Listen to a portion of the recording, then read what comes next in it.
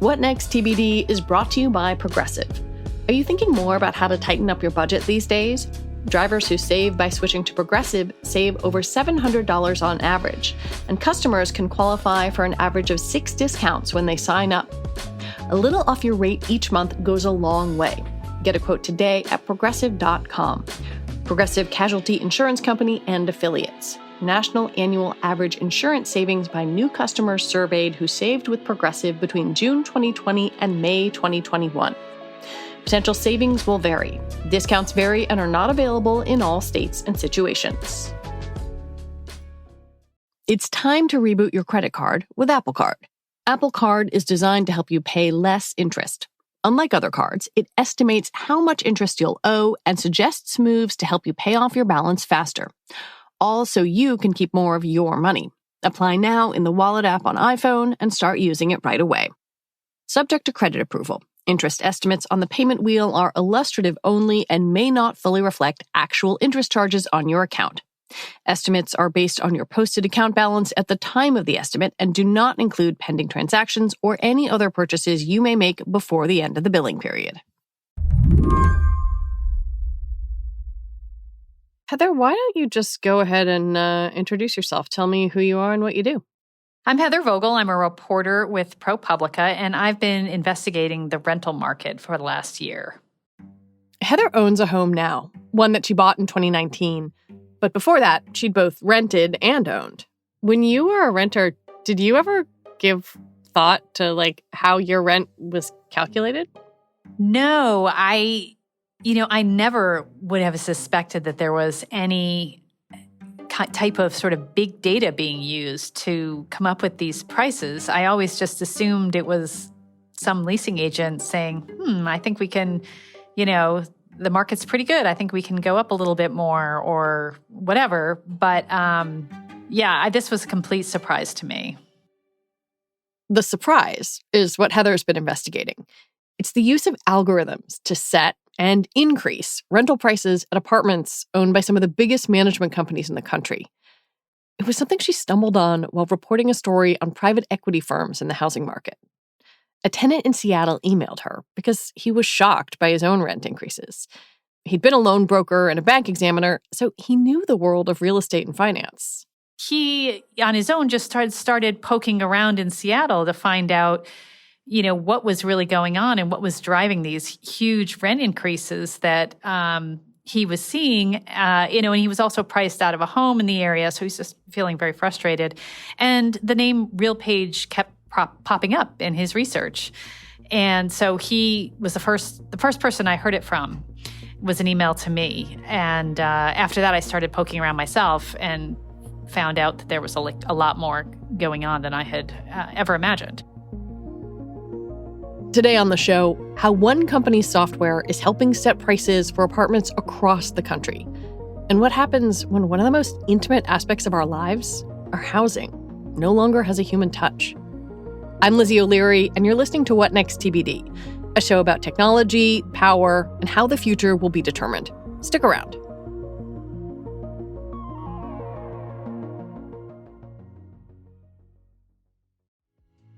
The world, just like your business, is changing fast. So when you need a new hire, you have to find them ASAP. For top talent fast, you need Indeed. Indeed is the hiring platform where you can attract, interview, and hire all in one place. Don't spend hours on multiple job sites looking for candidates with the right skills when you can do it all with Indeed. Find top talent fast with Indeed's suite of powerful hiring tools like Indeed Instant Match, assessments, and virtual interviews.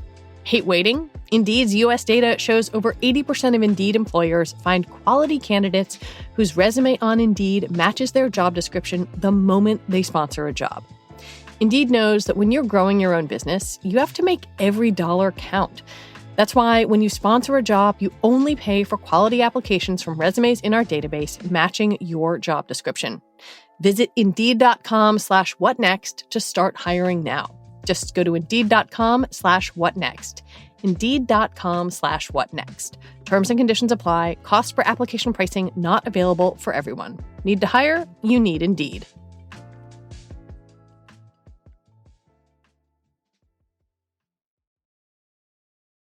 Before I read Heather's story, I hadn't given all that much thought to how management companies set rents. My personal experience involved haggling with landlords or being mystified by what seemed like inexplicable decisions from whoever owned the building I lived in. And before the rise of rent-setting software, Heather says setting or raising prices was largely a human effort.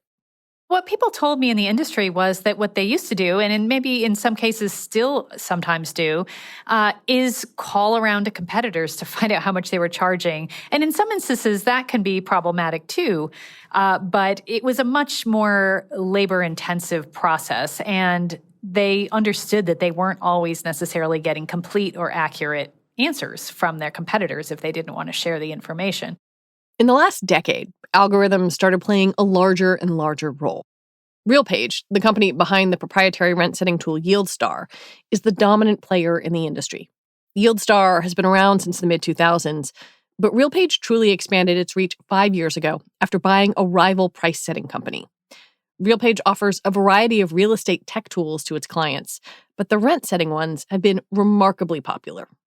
And what it does is it considers a bunch of different data feeds, essentially. One is it's going to look at the apartment in question that's being priced. It's going to look at things like the floor plan and the number of bedrooms and things like that. And then it's going to look also at characteristics for the property, what the history is perhaps of prices that they've gotten there, maybe occupancy. And then the thing that sets it apart perhaps is that it has a way for aggregated, anonymized market data to be pulled in from the rent rolls from other landlords in the area. What former RealPage executives have told me is that it can look very granularly at what the prices are that people around this apartment are getting. And it will take that into consideration when deciding how to set the price for that apartment. Frankly, the use of the software isn't that surprising, given the influence that other price-setting algorithms have in our daily lives. It's more how granular it is. So many other industries have some version of this. You have, airfares and hotels and, Amazon. And we're all kind of getting used to the fact that when we're shopping, it's not just us looking at a product, that you've got this whole computer apparatus or data collecting and analyzing machine that's really looking over your shoulder when you're shopping. And so, knowing that you have things like apartments.com and you have ways for tenants to shop at whatever level that they're, able to afford, it would make sense that there would be some kind of equivalent price setting software. So I guess I wasn't 100% surprised to hear that existed, but some of the details about how it was working were, I guess, what kind of picked up my radar a little bit more. Heather says rent-setting software began to be popular in the late 2000s. By the middle of this decade, it was being used by some of the biggest property management companies in the country. That widespread use, especially for a product like RealPage's, also increased its influence. Because once you understand how it works, you understand why it matters. If you have a lot of companies signed on to it, not only are they consumers of the software in that they're using the pricing software, but they're also contributing their daily data. So the software is, as the supporters would say, is becoming more accurate. But you're also understanding that it's perhaps having more influence the more data it's able to pull in. The pitch to property owners is pretty straightforward. A testimonial on RealPage's website says using the software helps find the sweet spot between charging too little, with albeit high occupancy rates, and charging too much. But the company also credits its software with making money for its clients.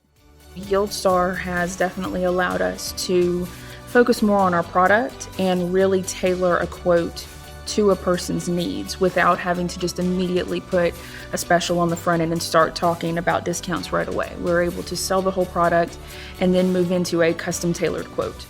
The people who really like this are the sort of management company people, the executives perhaps, who are overseeing, who knows, 10,000, 20,000 apartments, and often the investors who are behind them, who were providing the money to buy the apartments, and run them and perhaps flip them if it's a private equity type situation. So, it provides a certain standardization and efficiency, and you're not going to have a leasing agent who's swayed by their emotions to not raise rents too much. It sort of lends a certain amount of, what they claim is a sort of data science type approach to pricing that they say will take the errors out of pricing so that they don't underprice or they say overprice potentially. How widespread is its use? What we know is that RealPage said in 2020 that they have 31,700 clients or more, I think, actually.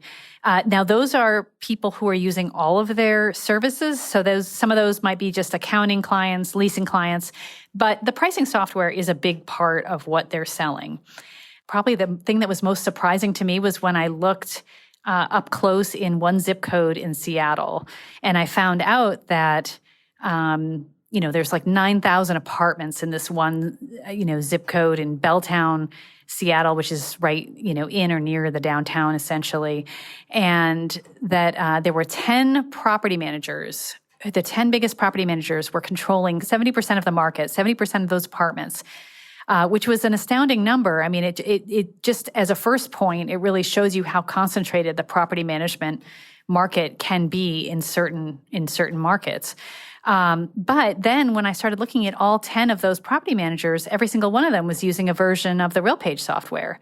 So, we don't have a building by building survey, so we can't say it was used in every single building in this zip code, but we do know that all of them use the software in at least some of their buildings. And so potentially you could see how very easily it could be used by 70% or even more because, we only did the top 10 and there were several dozen other property managers who, some of which were probably using it.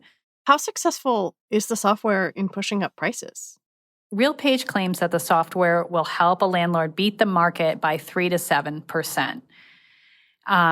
There's all kinds of testimonials on their site about, Greystar, which is the biggest landlord in the country, property manager.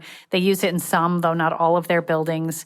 But they said in a testimonial on RealPage's website that it helped them beat the market by a significant amount in the buildings where it was used. It was more than 4%. So, it's clear that it's having an impact.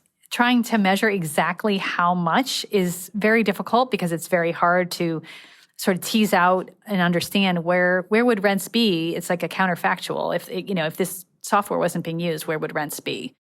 I was really struck in your reporting by how much companies and manager types said that using this software maybe sometimes push them into places where they wouldn't necessarily have gone, but the software suggested that they go. I found that tension to be really fascinating. Yeah, that was a big theme in a lot of their marketing was if you trusted your gut, you never would have gotten this great return that you're going to get by using our software. I mean, it's like a repeated refrain, like again and again. It's going to push you to go places that you wouldn't otherwise go and, how it's basically better than human judgment, essentially. Does that raise the question that maybe it takes human compassion out of the equation? There is still an opportunity if a landlord wanted to challenge the recommendations that the software makes. They can potentially overrule a suggestion, although often the building staff have kind of a protocol that they need to go through if they want to reject a pricing recommendation. It's not super easy just to kind of ignore it, from what I can tell, but it is also not making those decisions ultimately. It's the property managers who are adopting the price. I wonder if you could tell me a little bit about how this then affects tenants and how it consequently affects neighborhoods. Yeah, I've heard from a lot of tenants concerned about their rent going up very steeply, but I've also, since the story published, heard from a number of property managers who have said something similar from their end. And in particular, when buildings start to use this software, often it will push their rents very high very quickly. It's sort of the algorithm people have told me is kind of learning and recalculating. But there's also a way to view it as, well, maybe this is a building that was not making as much money as some of these surrounding buildings. The owners of the building may have understood that and are using the software essentially to catch up with the buildings around them and to price at a level that's being achieved in other places very nearby. But I've heard kind of again and again that it'll, when it's first used, it'll push the price really high. And then often there'll be a bunch of vacancies that result because of it, tenants leaving or people not coming out and renting right away. And, that's obviously very dislocating for tenants who live in a building that goes through that, and also concerning to a lot of the building staff. When we come back, all algorithms need data to perform. But when that data is from multiple competitors, what's the line between data gathering and price fixing?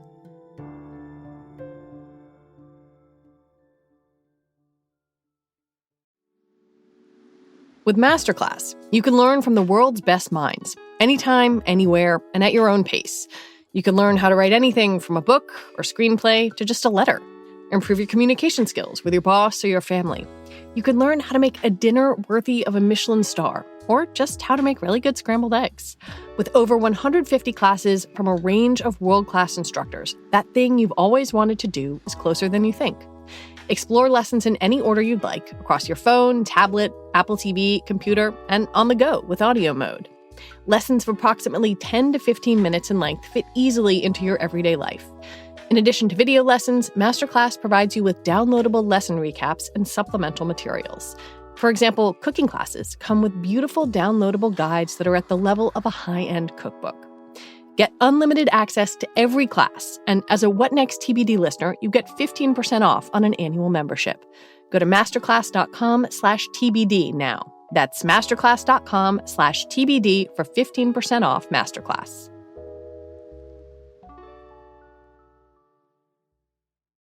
It's time to reboot your credit card with Apple Card. Apple Card is designed to help you pay less interest.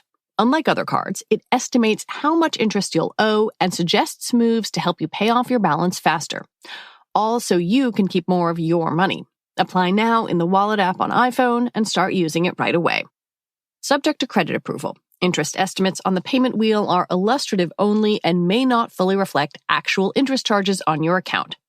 Estimates are based on your posted account balance at the time of the estimate and do not include pending transactions or any other purchases you may make before the end of the billing period. There's a detail from your story that I found really fascinating, and I guess this is sort of some of the backstory of how this algorithmic pricing works, that this was designed by a man who first did this kind of work with airplane ticket pricing. Can you tell me a little bit more about that?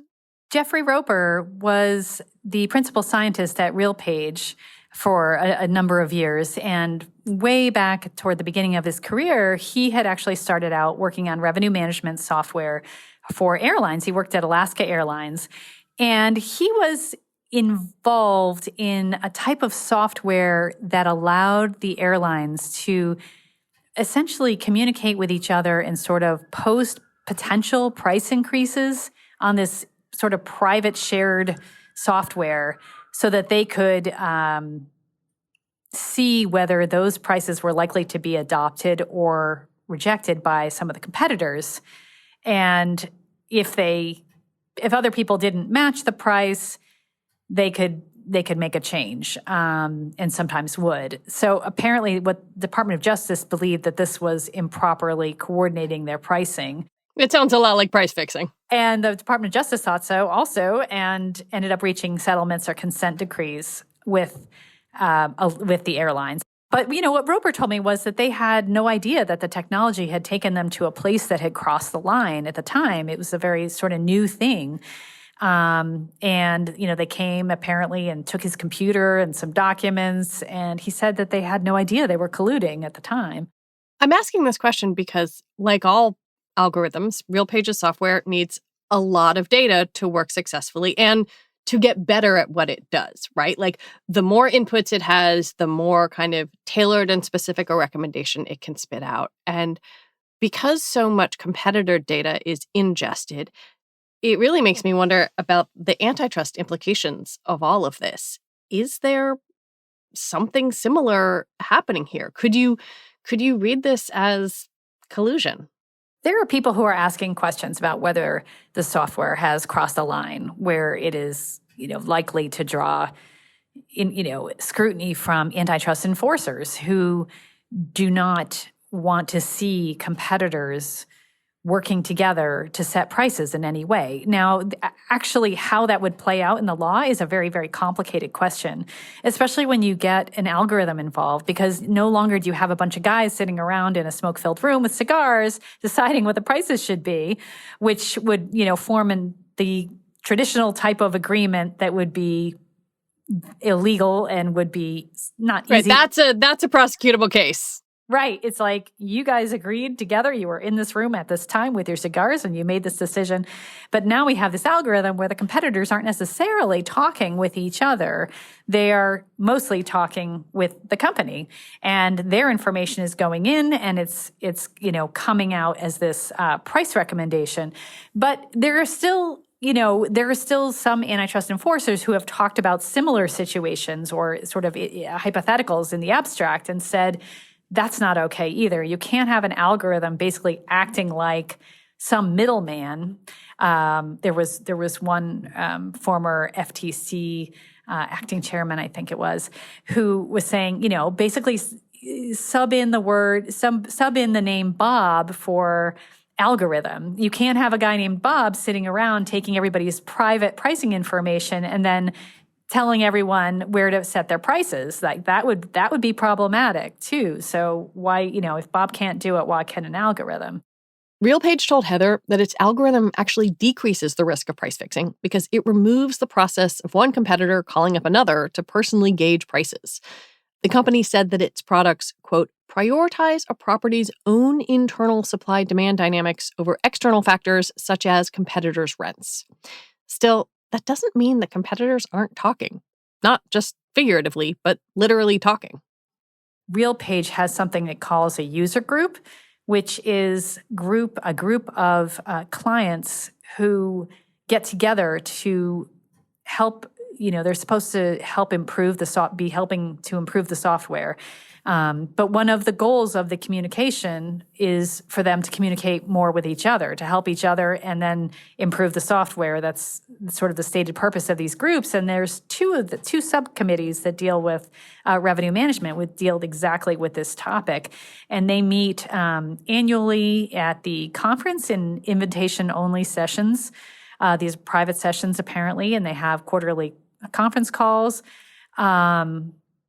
And so, this is something that an antitrust expert told me, potentially could raise a red flag for antitrust. Are there guardrails in place to raise fair housing and discrimination questions? Because it seems like all the algorithm cares about, right, is how much money you can get for an apartment, not who lives there.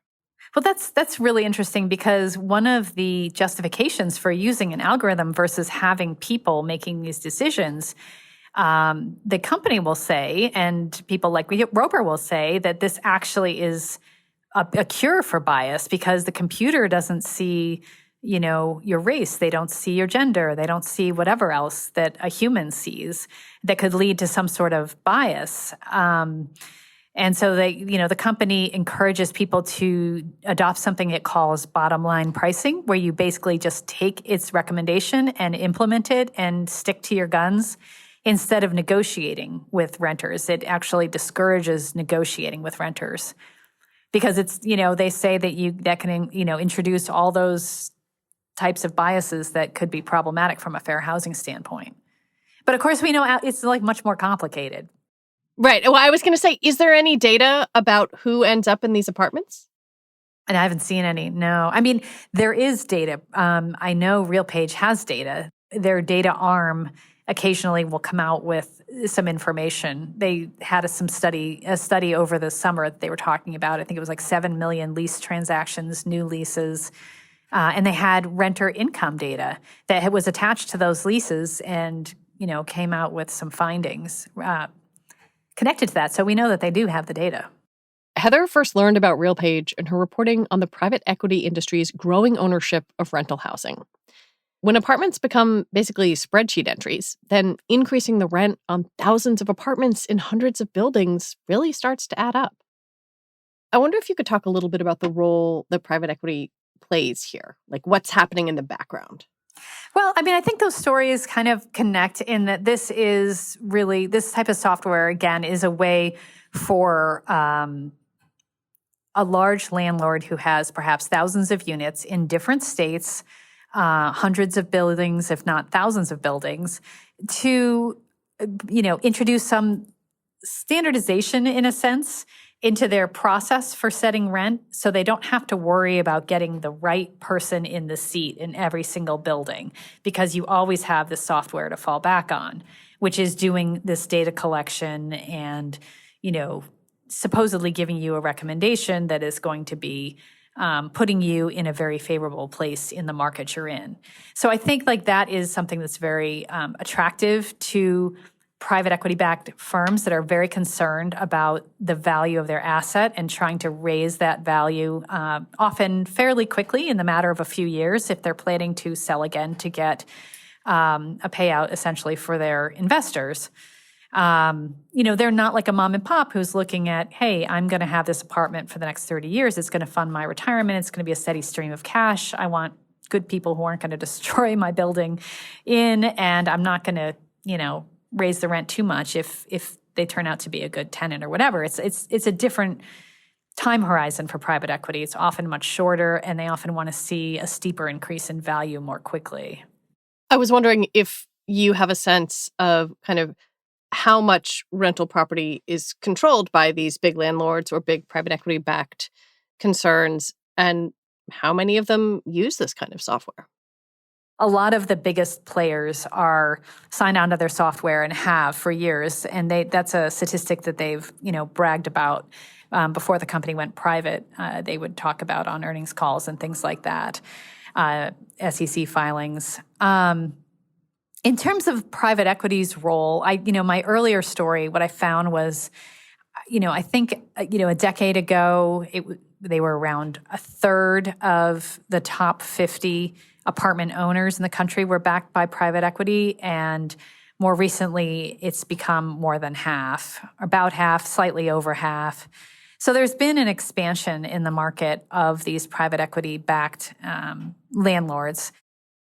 I can really see the appeal, right? If you want to maximize your investment in a short amount of time, and if you're a firm that might be planning to sell in a few years, like YieldStar or RealPage's software feels tailor-made for a company that wants to do that, because you get to raise prices, you get to increase, the output of your investment. Yeah, that's right. And, I just want to point out, though, that RealPage is, while they've become very dominant in the market, they have not traditionally been the only software that was willing to do this. And they were doing things, from what people are telling me, a little differently than some of the other revenue management software that was not pulling in this, often private market data at a very granular level, very close to the property, and using that to inform the pricing. There was another type of software called LRO, or lease rent options, that had a slightly different approach, but also, essentially was looking to, optimize or maximize rents also. But, YieldStar ended up taking over a very large part of the market because they bought LRO in 2017, and the merger was scrutinized by the Department of Justice. It was given what's known as a second look, which means that there are some questions about the impact on competition, and there's at least a little bit more of a detailed look at whether this is a transaction that would, do harm in the market or not. But ultimately, it was allowed to go through. I'm still interested in kind of what happened there and how it came to be that essentially RealPage was allowed to buy their biggest competitor. The role of algorithmic pricing is incredibly relevant at a moment when rents in the U.S. have been repeatedly breaking records. Back in June, a report from Redfin showed that nationally listed rents rose 15% over the previous year. And the median listed rent for an available apartment crossed $2,000 a month for the first time. There are some signs things might be abating a little as the Federal Reserve tries to fight inflation. Realtor.com showed a small dip in prices in August, the first since November of last year.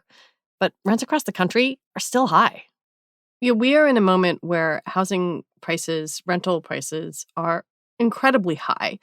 There is a lack of affordable housing in almost every major metro area in the country. And at the same time, a lot of people had this moment during the earlier parts of the pandemic where maybe they were getting a break on their rent. There was, the moratorium. And I think it just feels maybe doubly shocking that there's some algorithm out there doing its work, not thinking about that you may have had a hard time with your job in the past couple of years. And it's a little tough to make the rent. Yeah, that's right. And you'll hear from supporters of the software that it will drop prices if there's a market downturn, if demand is falling off. But at the same time, one of the people I heard from who's in the story I wrote, she was renting right at the beginning of the pandemic in Boston. And even though people were fleeing the city, her landlord, who uses a version of this type of software, tried to raise her rent. And she was like, that's crazy. There's people who are leaving. There's a pandemic going on. This was just the first few weeks. And the landlord was telling her that the market rate for her apartment was 6.5% higher than what she was paying. She found a way to work around it. She was able to move to another unit within the building, apparently. So, we know that rents dropped during the pandemic in a lot of places, but what tenants have told me is that there were a lot of instances where some of these larger landlords were trying to hold on to those high rates for a long time, that they were reluctant to drop them, and that there were a lot of vacancies in their building because of it that were just not being filled. Why do you think this story has resonated the way that it has? I just think there's a lot of people who are having a difficult time making ends meet with their rent, and that to have pricing that jumps the way that this pricing can, when it's done this way, it can make sudden jumps. And also, if you're walking into a building and trying to rent it, the price may only be good for a 24 or 48 hours or whatever, and then it's going to change again. So you don't have any time to really think about, can I afford this? Is this, look around, and is there anywhere else that costs less? And so tenants are under an incredible amount of pressure when they're looking for a new apartment, and then they get hit with renewals. They may not want to move, and they're seeing the rent, pushed up again. And so I think this has just become, these are always been kind of tenants' woes. But right now, I think people are feeling them very intensely in some markets. And that's really bubbled a lot of frustration to the surface. Heather Vogell, thank you so much for your time and for talking with me. Thanks so much for having me on. Heather Vogell is an investigative reporter for ProPublica. And that is it for our show today. What Next TBD is produced by Evan Campbell. Our show is edited by Jonathan Fisher. Joanne Levine is the executive producer for What Next. Alicia Montgomery is vice president of audio for Slate. TBD is part of the larger What Next family, and we're also part of Future Tense, a partnership of Slate, Arizona State University, and New America. And if you are a fan of this show, I have a request for you. Become a Slate Plus member. That means you get all your lovely Slate podcasts with no ads. Just head on over to slate.com/whatnextplus to sign up. We will be back on Sunday with another episode. I'm Lizzie O'Leary. Thanks for listening.